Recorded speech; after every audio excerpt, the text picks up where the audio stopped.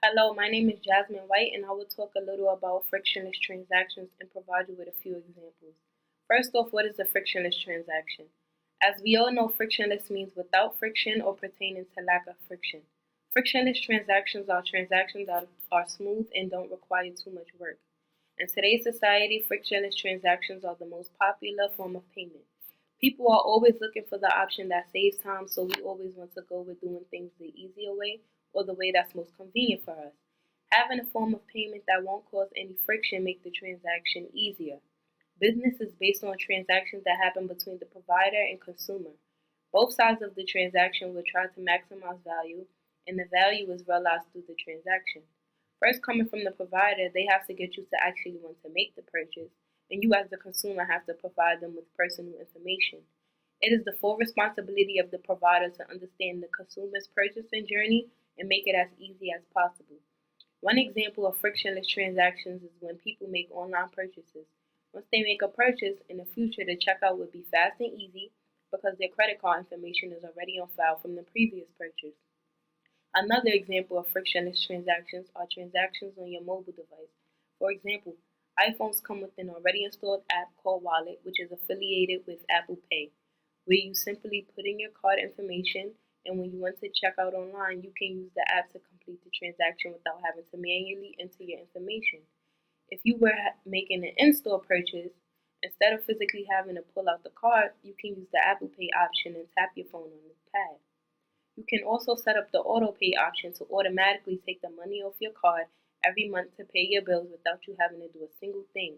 Will paying credit instead of cash always going to be a frictionless transaction? No, but it's more likely to be lacking in friction. Hi, my name is Tree, and today I will talk about the techniques a business might employ to attract more customers and sales. You may notice that traditional marketing methods are very expensive and becoming less and less effective. So, how can we attract more customers and sales in today's age? The answer is mobile apps.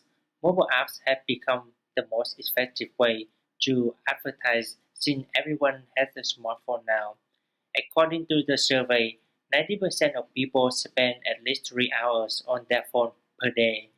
We can take advantage of these apps to send messages to the customers whenever or wherever they are. We can send them coupons, offers, and promotions about the products and services. We can also send reminders about any appointments like doctor visits. They have to make sure they don't forget about them. With the apps, the business can make more money since they are so easy and convenient for the customers to view and purchase the products and services. For example, I have a Nike and H&M apps.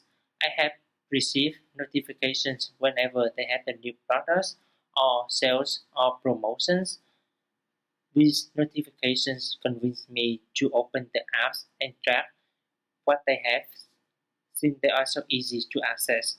Usually, I would end up buying something even though I did not plan to in the first place. Another example is when store give you a percentage off. When you open a credit card with them, they give you a discount because they want you to use their credit card. Your transaction would be frictionless.